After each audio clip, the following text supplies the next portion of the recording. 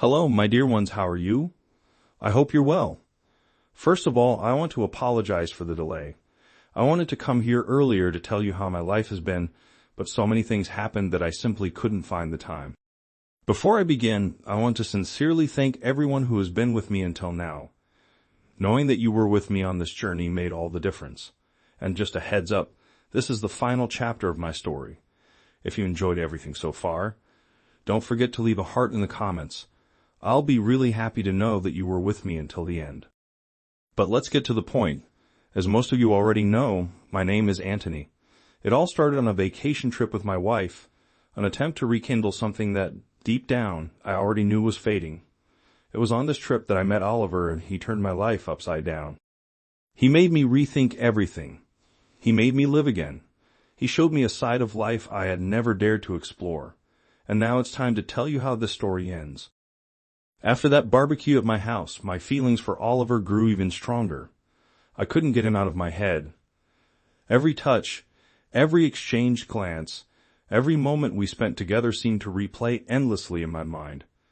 And no matter how hard I tried to act normal, something inside me already knew there was no turning back. I wanted to share my life with him. The idea started as a distant thought but gained strength, becoming a real desire. But in the midst of it all, I made a mistake. My wife took my phone. She saw the messages. The shock in her eyes was immediate. The silence in the seconds before the explosion was deafening.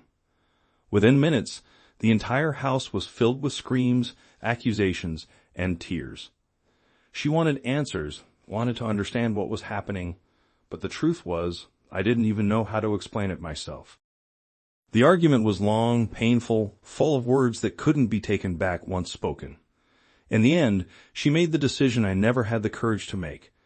She said it was best for us to separate. The idea of divorce had been lingering in my mind for a while, but admitting it out loud was another story.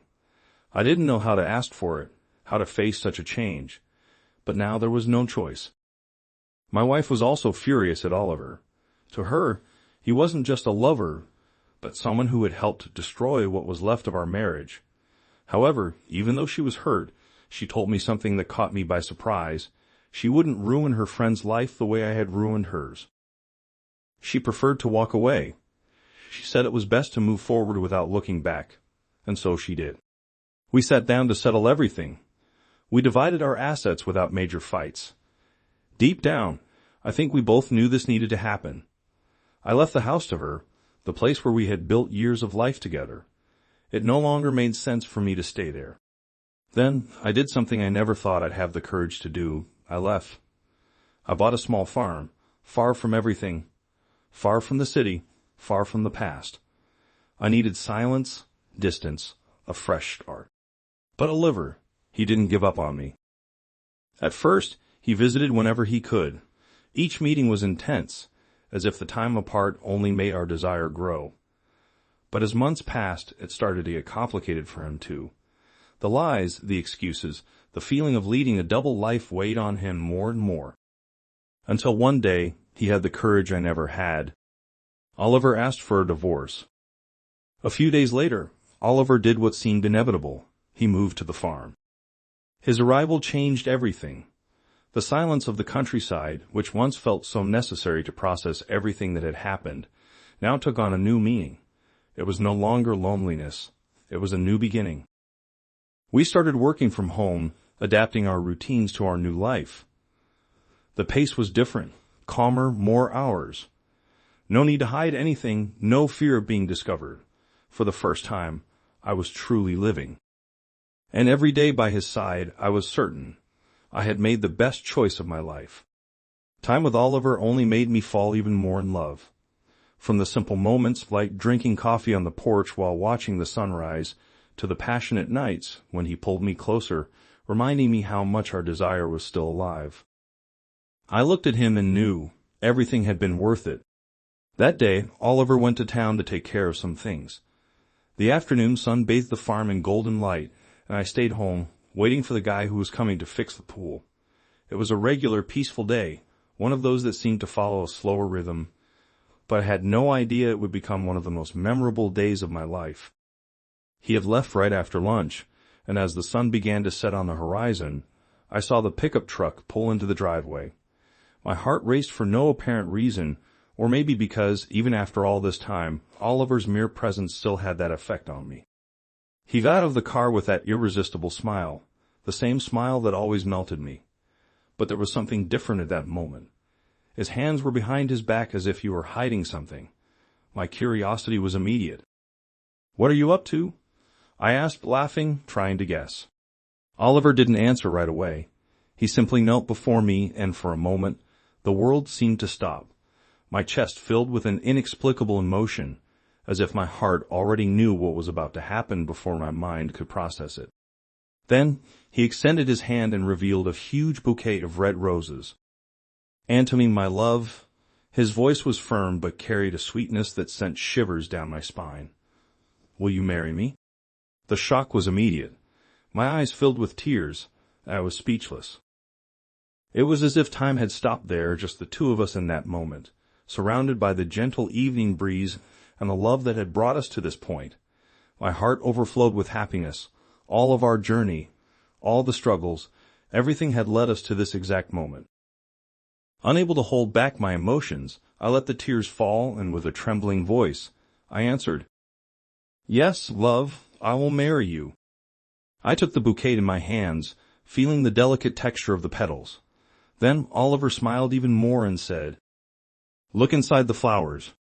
My fingers trembled as I moved some petals aside, and there, nestled in the center of the bouquet, was a small, elegant box. When I opened it, my heart raced even more. 2 rings gleamed under the soft evening light. At that moment, my tears flowed freely, and all I could feel was an immense love that barely fit inside me. Oliver stood up, gently held my face, and pulled me into a strong, meaningful embrace.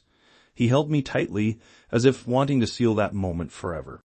And then, with a low voice full of emotion, he whispered in my ear, "Love, I promise to make you happy for as long as God allows me. You are my love, my world. I am in love with you, in love with us. Know that I cannot see myself without you." I closed my eyes and let that moment etch itself into my soul. There, in that embrace, in that vow, in that promise, I knew with absolute certainty, Oliver was my destiny. That day was forever engraved in my soul. After the proposal, after the words that came straight from Oliver's heart and touched mine like never before, there were no more barriers between us. That night, we made love like we never had before. Our kisses were filled with passion and surrender, but also with something new, something greater, true love. Every touch, every exchanged glance, every sigh was a silent promise that we belonged to each other. It was different.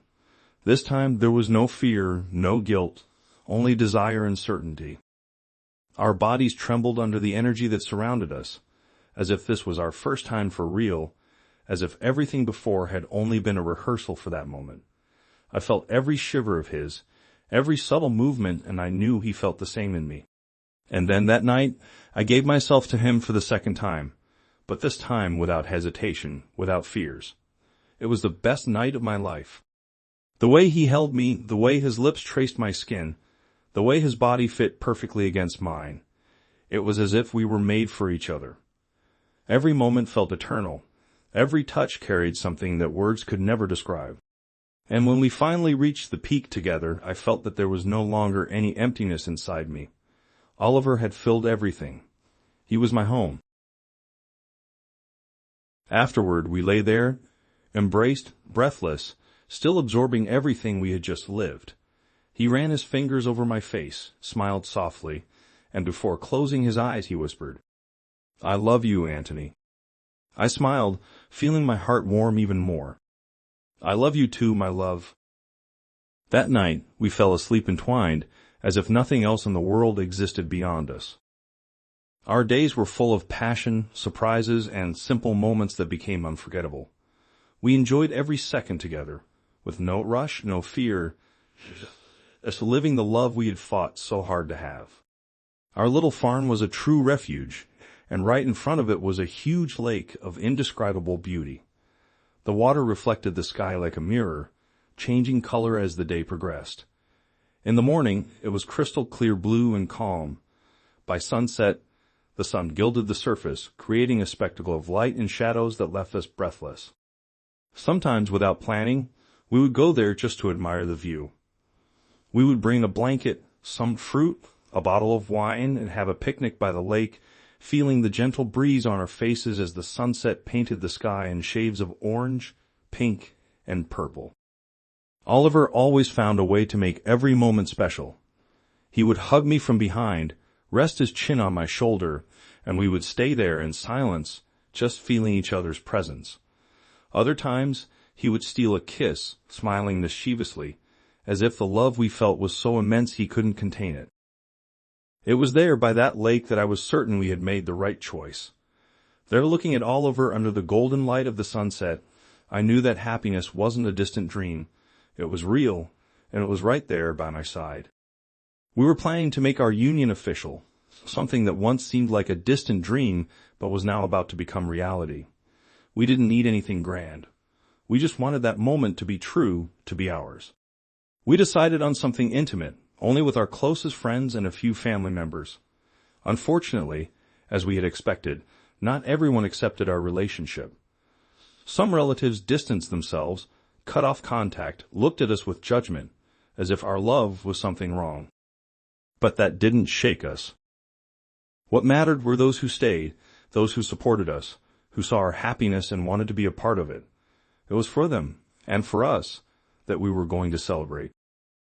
We chose to have the ceremony in front of the lake, our favorite place, the place where we had spent so many afternoons together, where we exchanged kisses at sunset and made silent vows of love even before saying them out loud. It would be a special day, simple but full of meaning. It wasn't just a wedding, it was proof that love always finds a way. After much work, many signatures, and bureaucratic hurdles, the big day had finally arrived, the day to make our union official.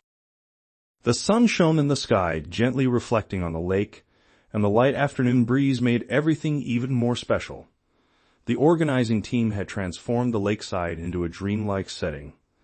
The chairs were elegantly arranged, the white and red flowers contrasted with the green landscape, and a rustic wooden arch, adorned with foliage and delicate lights, marked the spot where we would say yes to each other. I couldn't believe that this moment was really happening. Some time ago, all of this seemed impossible. I hadn't even considered the idea of getting married, of living this love so fully and without fear. And now here I was, dressed for one of the most important days of my life, about to make official what my heart had known for a long time. It still hadn't fully sunk in. It felt surreal to look around and see our friends smiling, our family moved with emotion, and to see Oliver there in the distance, talking and laughing as if this were the happiest day of his life. And maybe it was. Maybe it was the happiest day of our lives. The officiant arrived, bringing the necessary formality to make official what our hearts had long known. The small ceremony by the lake, surrounded by those who truly supported us, was about to become an unforgettable milestone in our lives. Silence filled the space. Only the soft sound of the breeze passing through the trees and the gentle movement of the water broke the stillness of the moment. I looked at Oliver, and he looked back at me, his eyes shining, filled with emotion. It wasn't nervousness. It wasn't uncertainty.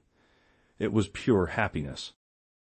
The officiant began to speak, his words echoing in the air, but to me, everything around us seemed to fade away. It was just the two of us.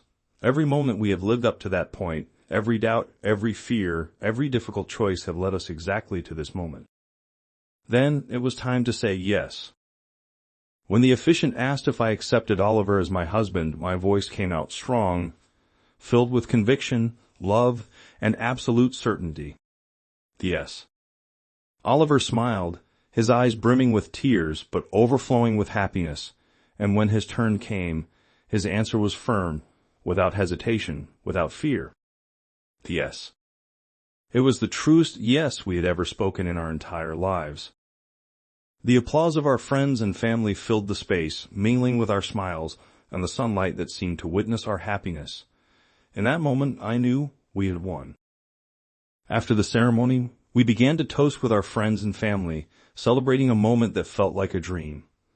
The background music was soft, filling the air with a calm melody that made everything even more perfect. The laughter, the hugs, the words of affection. Every detail made that day unforgettable. We looked at each other between the toasts, and it was impossible not to feel the love overflowing in Oliver's gaze. He was radiant, and I knew my face reflected the same happiness. But, like everything in life, the celebration eventually came to an end.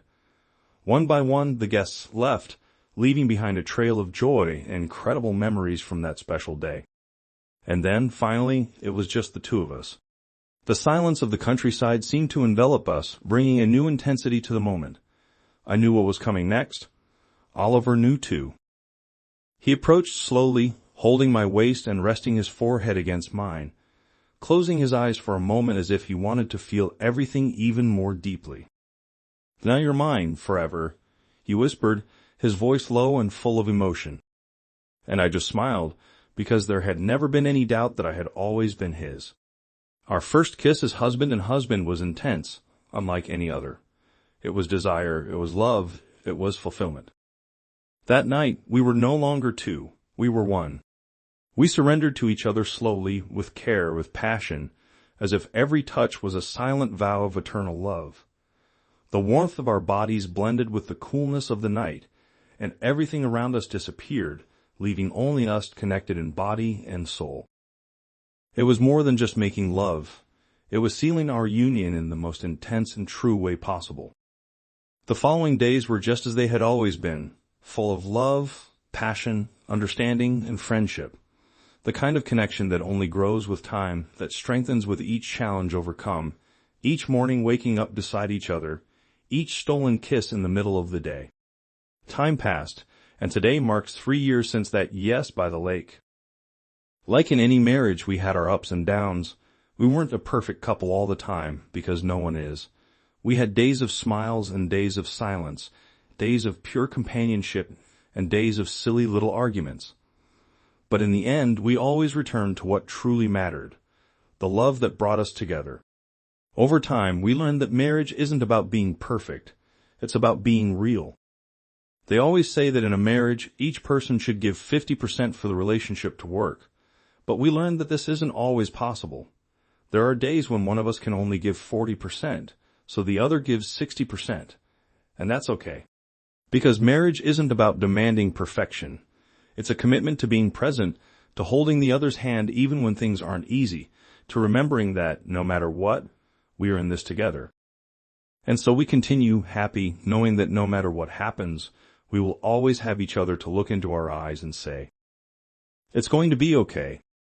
And with that, I conclude my story. I hope you enjoyed this journey as much as I did, because every moment, every emotion, every choice brought me here, and it was amazing to share all of this with you. And as you already know, if you want to hear this story without cuts, the link is in the comments. Oh, and don't forget to leave a little heart in the comments, so I know you liked it. That means a lot to me. If you're new here, subscribe to the channel and be very welcome to our community. With much love, Anthony and Oliver.